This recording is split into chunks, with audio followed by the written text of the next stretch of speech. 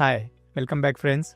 कभी नोटिस किया है कुछ स्टॉक्स एक फेस के बाद लास्ट कर जाते हैं और ऐसे टाइम पे हो सकता है कि मार्केट्स में बहुत ज़्यादा आपको अपॉर्चुनिटीज़ नहीं है। मैंने हंड्रेड्स ऑफ विनिंग स्टॉक्स को एनालाइज किया है और देखा कि हर एक स्टॉक्स के ब्रेकआउट के पहले एक पैटर्न हमेशा रिपीट होता है। मैं आज आपको वो 4 ट्रेड्स दिखाने वाला हूँ जो हर विनिंग स्टॉक्स के बेस बनने के समय उसके अंदर मौजूद होते हैं। अगर आप ये ट्रेड्स आइडेंटिफाई करना सीख गए तो आप रैंडम ब्रेकआउट्स चेज नहीं करोगे।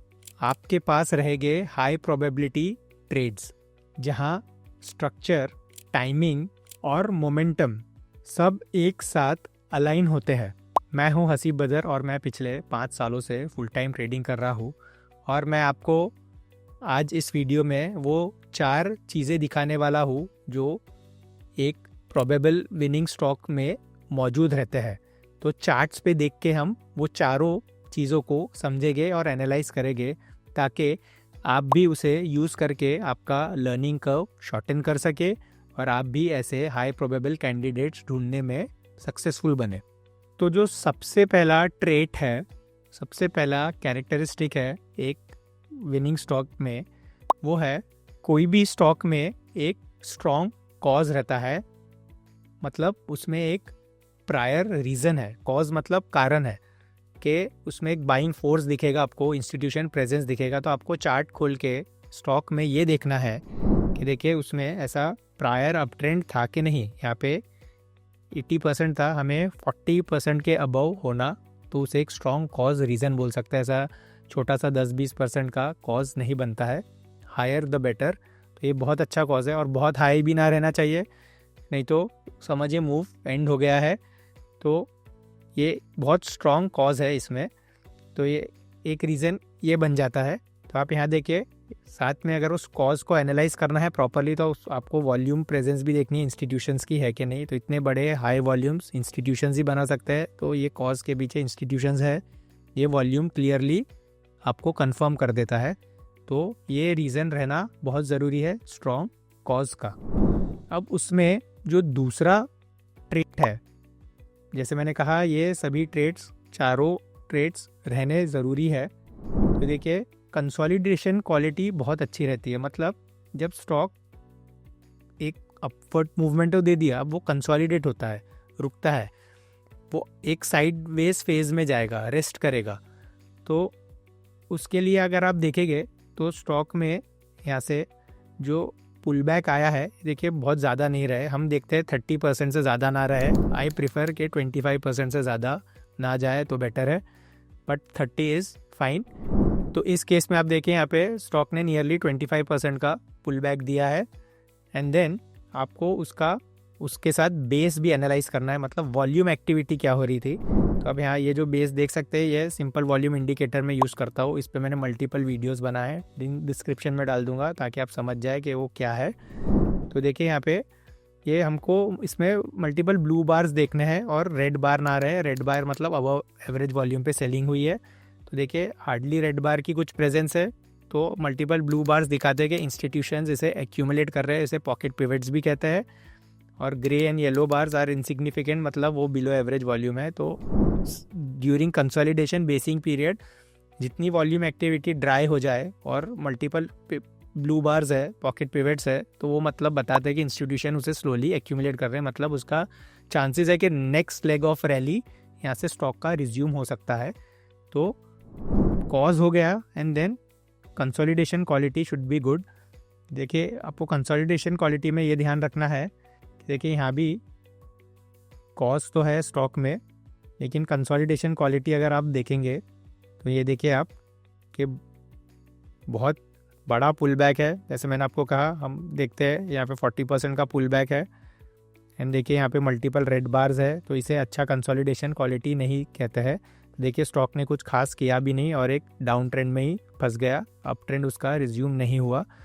तो इस तरह कंसोलिडेशन क्वालिटी देखना ज़रूरी है, बहुत इंपॉर्टेंट एस्पेक्ट है ये। एक जो इम्पॉर्टेंट एस्पेक्ट मैंने एनालाइज किया है, समझा है, और वो आफ्टर ढेरों स्टॉक्स, जैसे मैंने कहा, एनालाइज किया है मैंने, खास करके विनिंग स्टॉक्स, उसमें मैंने हमेशा ये चीज़ मार्क किया है कि स्टॉक अपना 50 मूविंग एवरेज को रिक्लेम करता है। 50 मूविंग एवरेज के स्ट्रेटेजी पे भी मैंने वीडियो बनाया है, लिंक डिस्क्रिप्शन में डाल दूंगा, वहाँ पूरा डिटेल में समझा है कि उसकी क्या इंपॉर्टेंस है। लेकिन आपको ये समझना ज़रूरी है कि जब वो 50 MA को रिक्लेम करता है, मतलब वो बताता है कि उसने अपना अप ट्रेंड रिज्यूम कर लिया है, क्योंकि 50 MA एक ऐसा मूविंग एवरेज है, जो मूविंग पीरियड है, जो समझाता है कि इंस्टीट्यूशंस और बड़े प्लेयर्स उसमें मौजूद है, क्योंकि वो एक लॉन्गर टाइम फ्रेम का मूविंग पीरियड है। अगर स्टॉक उसके ऊपर चल रहा है और उसको रिक्लेम करता है, ज़्यादा उसके नीचे ज़्यादा लंबे समय नहीं रहता है, जितना जल्दी ऊपर आ जाता है उसे या उससे बाउंस ले लेता है, मतलब उसका स्टॉक का अप ट्रेंड इंटैक्ट है, ये सिग्निफाई करता है। और स्टॉक्स के अच्छे मूव्स, बड़े मूव्स 50 मूविंग एवरेज को रिक्लेम करने के बाद ही स्टार्ट होता है। अज्यूमिंग अगर आपने स्टॉक को इस लेवल पे 50 मूविंग एवरेज के नीचे ले लिया रहता है, ग्रीन लाइन जो है that is 50 moving and 20 is yellow, देखिए आप इस केस में राइट तो हो जाते हैं, आप जल्दी पकड़ लेते, लेकिन देखिए इतने लंबे फेज तक स्टॉक ने कुछ भी मूव नहीं दिया था, तो आपको ऐसा एक महीना वेट भी करना पड़ेगा। देखिए यहाँ पे इस केस में स्टॉक ने जैसे ये 50 मूविंग एवरेज को यहाँ रिक्लेम किया, देन उसके बाद उसने अपना जर्नी दोबारा रिज्यूम किया। तो ये बहुत इम्पॉर्टेंट ट्रेड है, तो इस पे मैं हमेशा ध्यान रखता हूँ। मैं 50 मूविंग एवरेज के नीचे स्टॉक को अवॉइड करता हूँ, इग्नोर करता हूँ। कभी कभी ट्रेड्स मिस भी हो जाता है, बट मुझे maximum time unnecessary sideways phase से या बिफोर एनी कन्फर्मेशन उसमें एंट्री लेने से बचाता है। और जो मेरा चौथा और इम्पॉर्टेंट फ़िल्टर है वो है कि दोनों टाइम फ्रेम, यानी वीकली एंड डेली, मैं ये 2 टाइम फ्रेम्स को यूज़ करता हूँ, डेली फॉर एंट्री लेने के लिए और वीकली पे स्टॉक को एनालाइज करने के लिए भी। डेली पे भी मैं एनालाइज करता हूँ कम्प्लीटली, लेकिन वीकली पे ये देखने के लिए कि वो स्टॉक एक स्टेज 2 में है या फ्रेश स्टॉक है, यंग मूव है कि नहीं। क्योंकि अगर उसमें यंग मूव से मतलब अगर उसमें अपसाइड ही नहीं बची है, वो मूव नया है तो यंग कहते हैं, नया मूव है तो अपसाइड काफ़ी है, ओल्ड मूव है तो अपसाइड कम है, तो वो एनालाइज करने में हेल्प करता है। तो यहाँ अगर आप देखें तो यहाँ पे भी मैं ये ऊपर में जो है वो वीकली टाइम फ्रेम है, उसमें मैं 10 एंड 30 मूविंग एवरेज लगा के रखता हूँ।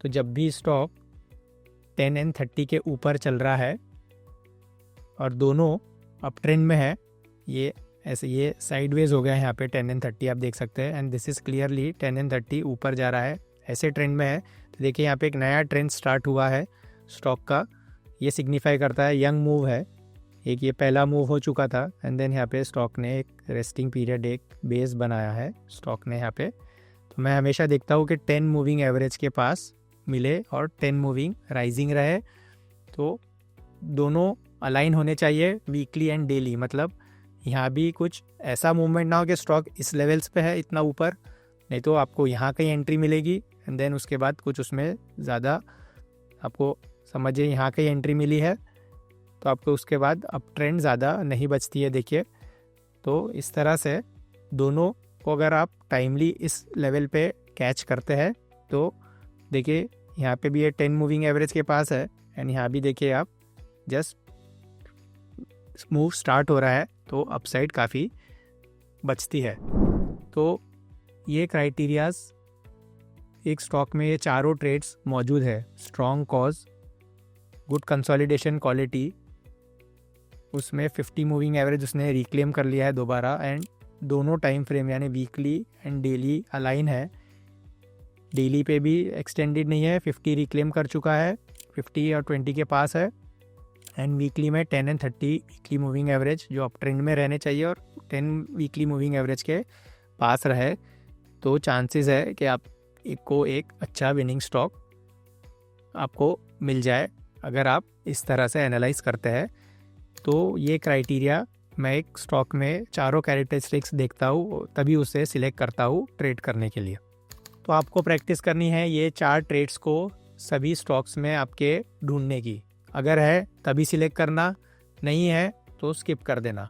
इस तरह आपको अच्छे कैंडिडेट्स मिलेंगे, ख़राब स्टॉक से दूर रहोगे, अननेसेसरी ओवर ट्रेडिंग से बचोगे और आपको एक नेचुरली पेशेंस बिल्ड होगा, क्योंकि अगर आपको पता है कि यही चीज़ें हमें ढूंढनी है एक अच्छे स्टॉक में, तो आप ऐसे स्टॉक्स में टाइम वेस्ट अपना नहीं करोगे, कैपिटल वेस्ट नहीं करोगे और पेशेंटली वेट करना भी सीखोगे।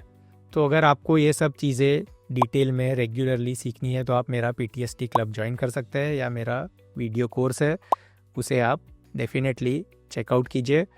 यहाँ पे ये सब चीज़ें बहुत ही डिटेल में समझाई गई है, क्योंकि ट्रेडिंग के बहुत सारे एस्पेक्ट्स है जहाँ पे मैंने अच्छे से उसे कवर किया है।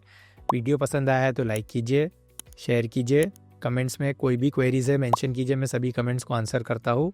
चैनल को ज़रूर सब्सक्राइब कीजिए और याद रखिए हम हमारा नसीब खुद बनाते हैं। Thank you.